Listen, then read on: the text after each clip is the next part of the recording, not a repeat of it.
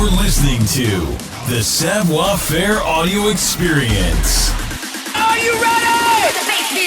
The Savoir Faire Experience is your guide to everything that has to do with lifestyle. From dating, rides, style, and entertainment. All brought to you by the editor of Savoir Faire magazine, Robert White. Anything goes on this audio experience. So, let's go. It's still the best. All right, guys, welcome to another episode of the Savoir Faire Audio Experience. Thank you guys for listening, following, and sharing. As usual, another really great interview today. And again, another musical band artist. I love these interviews because obviously music is a big part of my world. And today we're talking to two members of the band TRUSS. I'm really excited about this. So Hannah Crandall and Eric Kennedy, what's up, guys? Hey, how are you? How's it going? Yeah, it's really cool to have you guys here. I am new to TRUSS. I just listened to you guys' music this morning when I had to do some research, and I am a fan, guys. Like this band, you guys have a very tight sound. It's very unique, very professional. I just wish it was born in New York and not in Ohio. But like, what can you do, you know? Because you guys are traveling all over Ohio this summer, and I'm like, well, if they're in New York, I'd be a groupie, and I'd be in like 7 different shows this summer. But it's fine. It could happen. we do occasionally play in Buffalo, but we have yet to make it out to the city. Maybe this is the year, though. Maybe honestly. We could do yeah. fall. When this is all said and done, I'll send this interview to some people and we'll see what we can make happen. I'm down. I'm down to promote. Like New York, we got to bring these guys out here. They're legit. Very cool. Well, I want to learn a little bit about like both of you. I'm gonna kind of bend my questions here a little bit, but I really want to know like maybe each take a turn. We'll start with Hannah. Talk to me about music background. Like I just want to know when music became part of your world and how this all started for you. Yeah, absolutely. So for me, I mean, I always wanted to be a singer. You know, like when I was little, my first concert ever was Hannah Montana. That was kind of like what I grew up around. And I was like, that's going to be me, you know, when I'm older. And I was just always really into music and singing from a young age. I played piano when I was little. It just kind of started the love for me, just, you know, taking piano lessons and being able to sit down and play and sing to songs that I was, you know, learning at the time. It kind of just fueled the fire for me. So I started singing pretty early. I was in choir throughout high school and things like that, but nothing really scratched the itch like joining a band. So our third member, he's not with us on this interview today, but Holden Shalick, he and I have known each other since we were about 5 years old, and he's been playing drums since the 3rd grade. And so somewhere along the lines in high school, he and I started a band together, and we've kind of been in and out of projects since then, up until the time that TRUSS was born, back in like 2018. So for me, it was really just, you know, my parents harping on those piano lessons when I was little and me singing along to the Disney Channel songs and the Hannah Montana concerts that I went to. And that's kind of what just started it out for me. I don't really have a background in rock music, or at least I didn't until later in life. But, you know, Holden and Eric actually turned me on to a lot of that stuff. I know Eric's background is pretty different, though, when it comes to music. Yeah, let's dive into that, Eric. Tell me a little bit about your background and kind of how this all, you know, became to be for you. Sure. I was fortunate, but both my parents, you know, had really great music tastes, and you know, they were big, you know, rock and roll fans. And my dad had a lot of vinyl records, and so you know, being a kid, you know, having access to a record player is like this totally novel thing. You know, being a kid in the early 2000s when vinyl was kind of non-existent. Mm-hmm. You know, that was definitely, it piqued my interest, you know, so I started listening to a lot of his records. And my dad in particular, he always stayed very current with music, which I always appreciated as, you know, a middle-aged man. You know, he did not really stuck in his, you know, oh, music was better, you know, way back when. Mm-hmm. So, you know, I remember like when I was growing up in like late 90s, early 2000s, you know, he was listening to like the Linkin Park records when they were coming out, you know, and a lot of the grunge and post-grunge stuff and all, you know, just alternative rock. And so I was exposed to like, you know, decades worth of different types of rock music when I was growing up. And, you know, then when I was able to kind of start expressing my interest in what I wanted to, you know, dive into further, you know, I, like Hannah, started playing piano around the time I was 8 or so. And I was in my school band. I played saxophone. But then, you know, when I started playing bass when I was about 10 or 11, and that's kind of when I realized, like, okay, this is the type of stuff that I want to play. Like, it's the stuff that I, you know, grew up with. started playing guitar around 12 or 13, and mostly self-taught on those fronts. And so I always had interest in playing live music or wanting to play live music, and figuring those things out and kind of approaching it from like that DIY perspective too.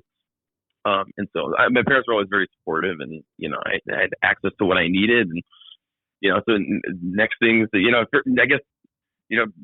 Fast forward a couple of years later, and I met Holden in high school, like Hannah said, and it wasn't actually until like late high school, early college that we started playing in a band together, and I was introduced to Hannah, and then we solidified like the TRUSS lineup probably like second half through college, because we were so used to jumping around from, hey, let's play this gig, but wait a minute, we need a lineup, and so we would kind of think of like musicians we knew, and kind of fill in the gaps. It was sort of this like revolving door of members, and so we were like, we should get something established here, and we should really kind of sit down and try to write some great music, and that's really what TRUSS became.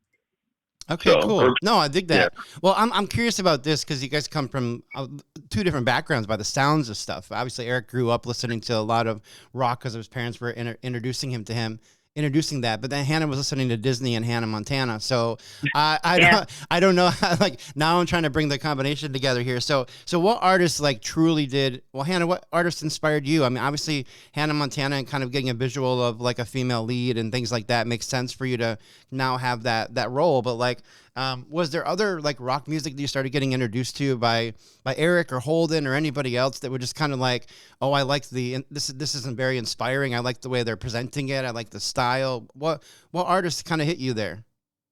Yeah. So like I mentioned before, Holden and I were kind of in projects together throughout high school with kind of rotating lineups prior to Eric joining us. And he was, I'm trying to think of kind of how it first started out.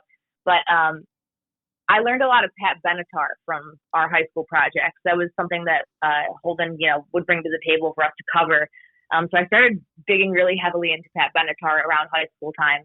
And then that evidently, that ended up leading me to Heart. So I think Ann Wilson and Pat Benatar are two really huge influences that I have from a female lead perspective. And then down the line, kind of at the back end of high school going into college, I discovered grunge. And then from there, that was my favorite thing, and unfortunately, there's not a ton of women in grunge, but there is one big one, L7, who is one of my favorite bands of all time. Mm-hmm. TRUSS doesn't sound like them per se, but kind of wish we did. They're awesome. We don't sound like them per se, but I think that there's almost this beautiful sloppiness that bands like L7 have that it's so hard not to love, in my opinion. So I think I started out kind of being influenced by, your core big female rock stars like Ann Wilson and Pat Benatar. But I found grunge along the way. Okay, cool. No, I was saying you earlier that there's like a lot of female lead kind of bands that I find like really interesting. I like Avril Lavigne is one of those, even though she's a solo artist, and Evanescence and L7 we agreed on, and Paramore is another one. Like these kind of like rock groups that are just kind of, you expect them to be really dominant in a men category, because I feel like that's the, for bands, it's like all men groups that are really dominating the rock category. So when a female vocalist comes in and kind of like just changes the viewpoint of most people, like I was saying, that's the kind of stuff that I like really gonna get into. So I feel like I have enough music knowledge to figure out if there's really good musicians and if there's a really good vocal, and when you get that perfect combination, the band just comes to life. And you guys kind of check all those boxes. So Eric, thank you. Yeah, Eric, I want to learn about your inspirations too, man. I know rock music and your parents kind of like exposing you to a lot of really good stuff makes sense. But as a guitar player, I mean, I'm also a guitar player, right? So I was like, listened to a lot of country music when I was growing up, because my grandparents were kind of a big part of my childhood. And so there was a lot of like country music, but then my aunt and uncle introduced me to kind of AC/DC and Metallica and these other kind of rock groups. And so I started getting inspiration from that. And when I first played guitar, my inspiration was like in my brain, it kind of connected to that rock music stuff. Do you feel like when you picked up guitar, it also kind of inspired you to like, oh, that's that sound, or I just made that note, or something similar to that? Yeah. So interestingly enough, like I started as a bass player. And then I really just like started playing guitar out of, at the time, what I thought was sort of necessity, because I had this like middle school band, and I was just getting frustrated with like my friends who were trying to play the guitar. So I was like, you know what, I'm just gonna get a guitar, and I'm gonna take over the leads, and things like that. And so like a lot of what I figured out on guitar and was able to learn, I was sort of derivative of my understanding of the bass, which I actually think helped. Because I've always been more interested kind of in the rhythm side of playing as well, especially like with the early, like my early influences. Like I've always been like a big Green Day fan, and obviously like, they have, a very, solid, really, wall of sound kind of rhythm section. It's just, they're all so locked in that it's just, I've always been interested in like that is the sound, just like these heavy chords, just in perfect sync, with one another. And I mentioned before, like I grew up listening to a lot of Linkin Park too, and a lot of the new metal bands, and it seems like lead sort of took a back seat for about that decade, like from maybe like the mid '90s through like early 2000s, late 2000s. And so like a lot of those types of sounds and those tones, and it seems like things were getting a little bit more experimental too, where guitars were almost adding kind of like a textural element as well. And I think and so like take Primus for example. Like obviously, Les Claypool's a mastermind, but Larry Lalonde, like he's kind of the unspoken hero of that band, where he took a complete backseat and was really more just saying like, I'm going to add some weird sounds. It was almost like what Tom Morello was doing, but on a quirkier front. Kind of like it was almost like serving as the band's DJ. And I just thought like that kind of thing was interesting as well. So like my dad was a big AC/DC fan, and I mentioned earlier that I listened to a lot of those vinyl records, and just kind of plugging that into a big stereo, just hearing that the Angus Malcolm combination on like obviously like Angus is one of my favorite guitar players of all time, and his lead playing is definitely inspirational to my lead playing as well. But really like that, the brothers rhythm foundation, that was always what wanted me to start playing guitar to begin with, because I thought that those that heavy rhythm section was the coolest sounding thing that you could do with the instrument. Yeah. No, that's cool. I'm glad we're able to kind of like dissect a little bit here too, and learn a little bit about both of your backstories in music and just inspiration kind of aspects. But obviously we don't have Holden today, but I want to talk a little bit about the band as a whole. Talk to me about the name TRUSS. Where did this band name come from? There's got to be a fun conversation around this. Oh God. So, all right, I'm gonna start this one, and like you can try to save it over here. So when we were a four-piece, our prior bass player Thomas, who we're still very good friends with today. So in college, we formed at Ohio State. Thomas, Eric, and Holden all are engineers. Actually, I have a psychology degree, so I'm the oddball out.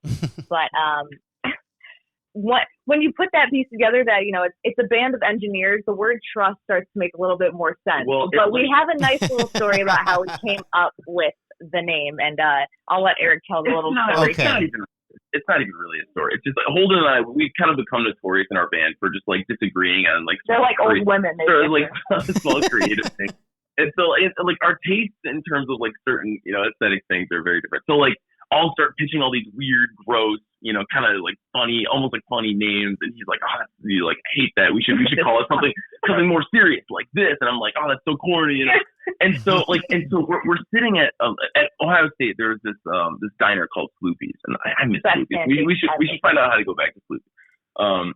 But we're just all sitting around, and he and I are going at it, just trying to figure out some names. And he's like, "You know what?" He's like, what about TRUSS? Because like at the time we were both taking these like statics and mechanics classes where you do a lot of like problems on like force distribution and trusses and things like that. So I guess it was just on his mind, And he was like, what about just TRUSS? It's one syllable. You can't really hate it. It's like Bush or Rush, And I was like, you know what? That's actually not bad. That's kind of it's kind of like Tool, And I love Tool. Like Tool's one of my favorite bands. Yeah. And so I was like, you know what? It's kind of cryptic in a way too, And can't love it, can't hate it. Sure. And so we just kind of arbitrarily decided on that. And that's where we are now. I mean, we actually when we first became TRUSS, though, we actually had a different spelling. We were TRVSS for a couple years. Yeah. And ended up changing it, which I'm so glad that we changed it because I got really sick of telling people that we weren't named Travis or something like that. Confused. Nobody understood the V. We were just trying to be somewhat contemporary, you know, like work. churches or parrots, you know, they do that kind of upside down V. Honestly, it looks kind of thick. Like on a logo, it wasn't bad. People were widely confused by it. So well, when you guys are like mega famous, then you can go back to the V.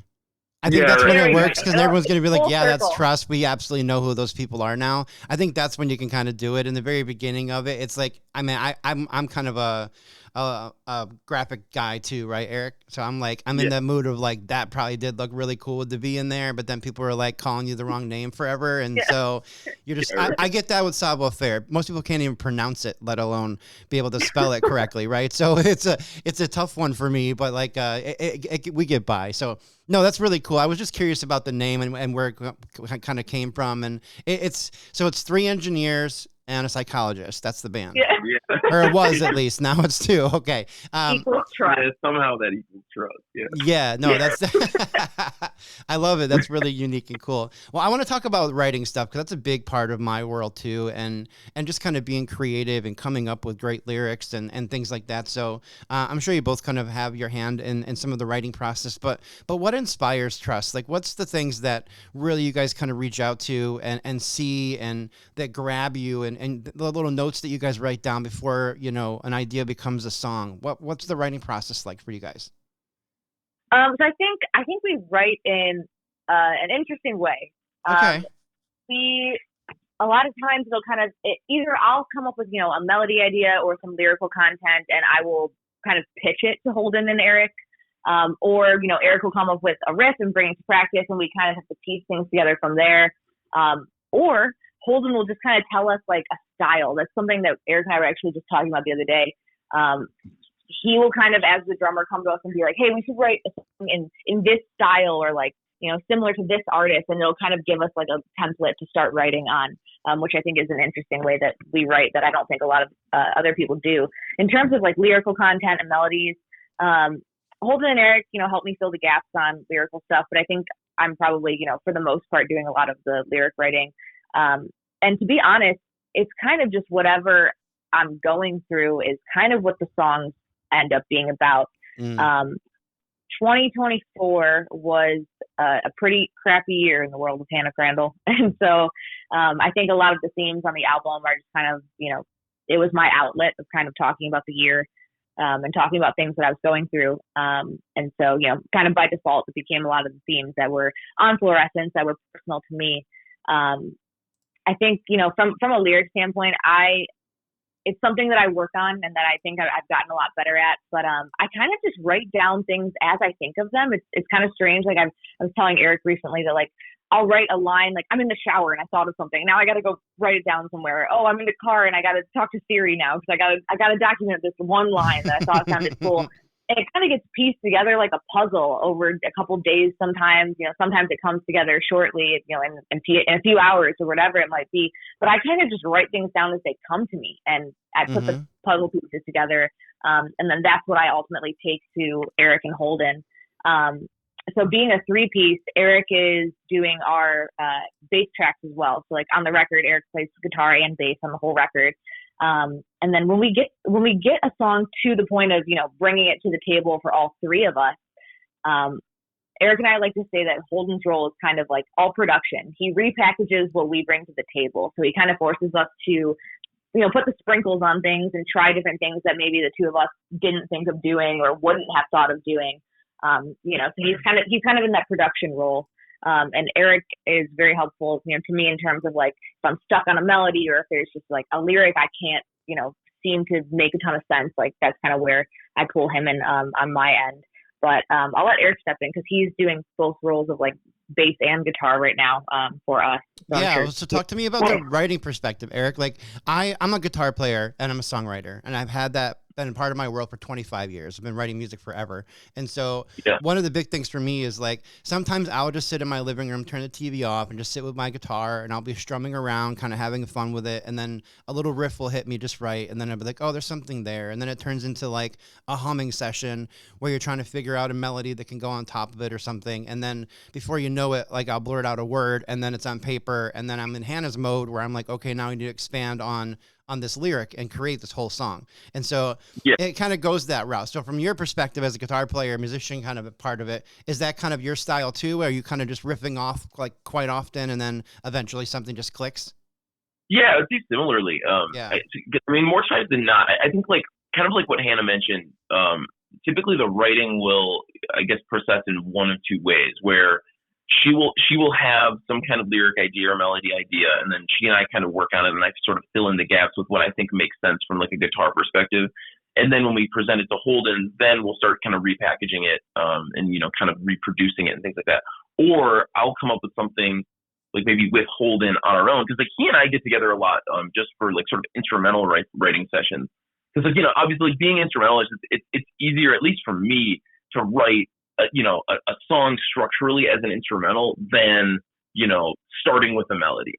You know what I mean? Like it's just a little bit like less intuitive to me. And so I think that Hannah operates too in a way that if she's presented with like sort of a general structure of like, okay, here's kind of a vaguely like a vague verse idea that you could try to write something over, or a chorus idea, and then from there we could say like this chord's maybe not working, so we can change that. But yeah, so like sometimes, like you said, a lot of times I'll just be sitting on the couch, and I find that it's either one of two things. It's either as soon as I pick up the guitar, the first riff that comes out is like, oh my god, that's awesome. I gotta get this down and send it over. What do you guys think? Is this something we can build off of?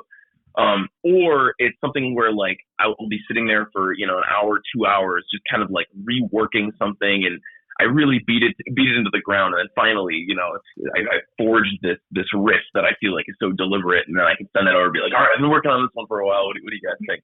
But I don't know. Do you find that happening to yourself as well? Is like sometimes you pick up guitar and the first thing you do is the best thing you've done all day, and then other times you sit there and you slave over it, and then eventually something kind of develops. Yeah, I think it does. I think I'm in the same boat as you. When I think about when I just sit down and play my guitar and kind of just mess around, a lot of times I'm playing like cover stuff, or I'm playing something that I've already written in the past, and I'm just trying to keep my fingers in I don't know, practicing, like just making sure my fingers still move and arthritis isn't setting in or whatever.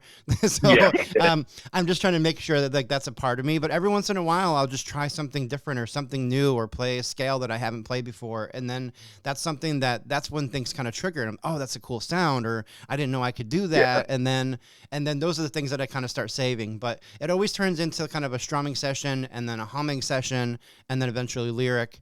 And then sometimes the lyrics don't go anywhere. I'm sure Hannah has a book of this stuff. Like it just kind of, it's a line or two, and you're like, that's really good. I'm going to write it down, but I don't know when it's going to show up. And then every once in a while, I'll actually like look at a book of multiple ideas that I have written down or something, or saved to my phone, and some of the lines actually blend together. Like these are supposed to be two different song titles, but they actually work really well together in a chorus together. And then when the like puzzle comes together, then I can just like explode. Like I can write a whole song in a couple hours off of that. So those are cool things.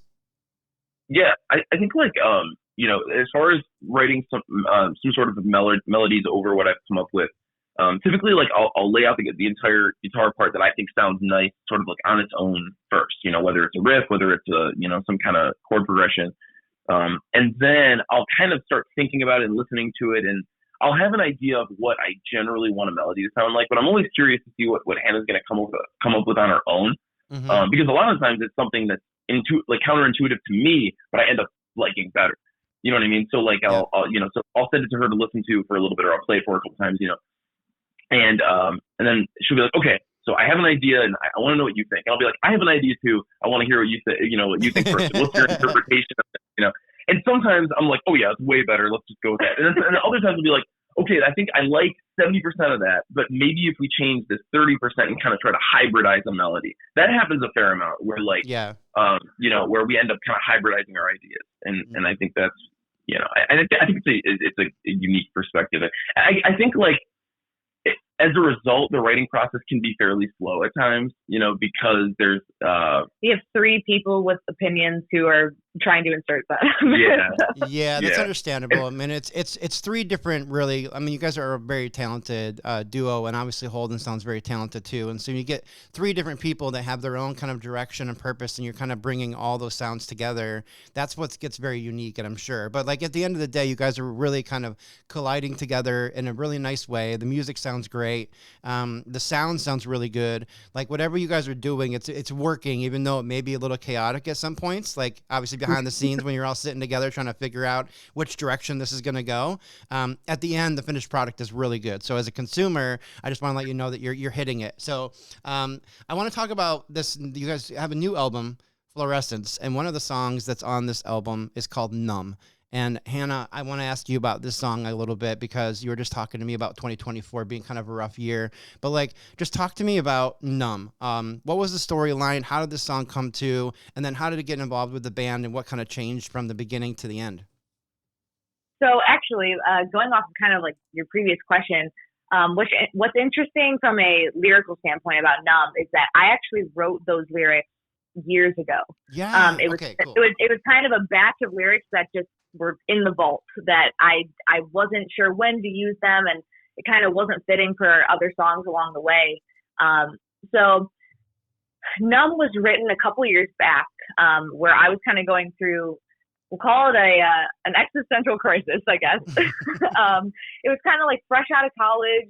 The pandemic had hit, and just like everybody else, I was cooped up and, unable to do anything that I loved. And like I mentioned before, I have a psychology degree. I did not end up pursuing that. I actually work in the music industry full time these days. And I kind of wrote Numb when I was just very frustrated with my life's direction. I felt like I had a lot of, other people's expectations of what I should do and where I should go and who I should be that didn't align with anything that I actually wanted to do. And when you're in your late teens, early 20s, it's like that kind of stuff feels like the end of the world to you, kind of trying to deal with just the expectations of the people around you, because I think kind of around that age bracket, you haven't totally figured yourself out yet. And so Numb was kind of my outlet for sorting that through on a personal level. And, like I said, those lyrics sat in my lyric book for, probably a year or two.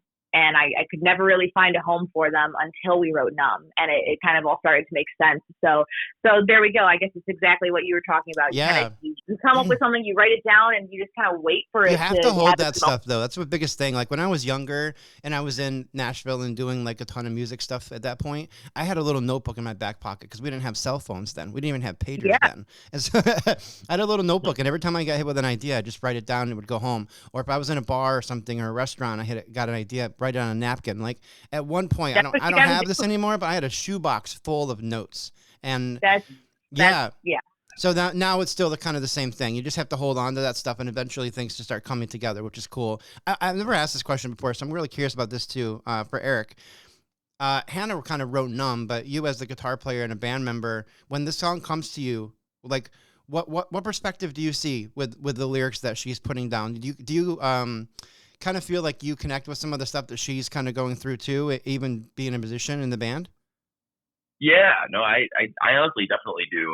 I think that's pretty common with people in our generation, especially like just, with those expectations to go to college and, to get a degree and then pretty much have this, lifelong happiness guaranteed to you because of that. I think that some of that's, a bit of a fallacy, is that the idea that you have to have your whole life figured out by 22 is insane. I think that, it's talked about very little, I think, that people are able to change their career paths or change their life's direction sort of beyond that. Just because, there's kind of this emphasis on having your, can I swear at all? I was just going to say, go for it, buddy. I was just going to say like having your shit together and, kind of knowing exactly what you want to do is, who does? You know what I mean? And I think like the sooner you realize that it's okay to not know, the better. And so like my perspective on this whole thing was I actually, worked at a corporate engineering job for 4 years out of college. And I quit about a year ago because I realized that I wasn't getting any fulfillment from it. It was taking up a lot of the time that I would be spent, doing music and music related endeavors. And so I just didn't like the balance of it. I felt like my mental health was slipping, and I was trying to think about, like, why am I doing this then? Like, why am I not pursuing the thing that I want to be pursuing? And but whether it boils down to expectations or financial reasons or whatever, I decided, like, I got to take hold of this and do what I want to do. And my life's been substantially happier ever since. You know what I mean? And I just wonder how many people feel the same thing, but are maybe afraid to sort of take that leap. I give people a lot of advice about some life stuff too, and I just tell people one thing over and over, like our lives, the lives that we're in right now, all this stuff, we only get one life. This is not a video game. You're not going to get to restart things and just do it all over again next time. Okay, it's just one life. So taking in everything that you possibly can and doing everything you possibly can is the right way. If you're not happy at a job, then leave it and go the direction you think you should be going. If a relationship is being an issue, then leave it and get out and kind of move forward. Like there's always this kind of lifestyle thing, and I think you learn over just kind of living life. I'm in my mid 40s at this point. I was the wild, crazy teenager and the young guy in the music industry when I was in my 20s. And I did a lot of things that a lot of people that I interview are kind of going through. And I think you get a little bit more wisdom as you get older. And I hope I make the 60s and get to learn more wisdom from just life in general. But it's always about just going for it. It's so cool that you guys have this like professional life, and now I'm hearing, like, Hannah was talking about being in psychology, but now she's full-time music industry, and now Eric talking about, I was like in this position, but I just went to music. Like,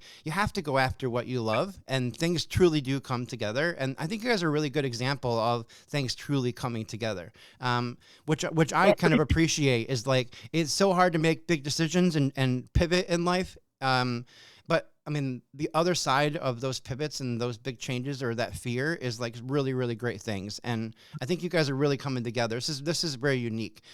So I wanted to kind of shout out a couple things. So June, July, August, Ohio, you are getting flooded with TRUSS shows. They're everywhere. Every small town, major city is going to have a visit from these guys, it looks like. I was looking at your tour dates and stuff. You guys are all over the place. But more recent than that, you guys are going to be in Toronto, next week? Yeah. We leave on Friday. Yeah. Okay. Very cool. So Toronto has a show. And then if you guys want to check out the band, they have Instagram, Spotify, Facebook, YouTube, all the fun stuff. But the website is trussband.com. So go over there and check everything out. There's even some merch over there, which is awesome. I love bands that have merch. Got to take advantage of every e-commerce opportunity you possibly can. I'm just a little upset that I don't see the V logo in here. Now that I've learned about it, I want like TRUSS with a V merch. I'm trying to think if we have the vintage, yeah. We might have sold out of the old logo stuff. I'm just thinking if we have anything stashed for it. Yeah, I want the behind the scenes stuff in case this goes like crazy famous, and I'd be like, I got the original when I interviewed them.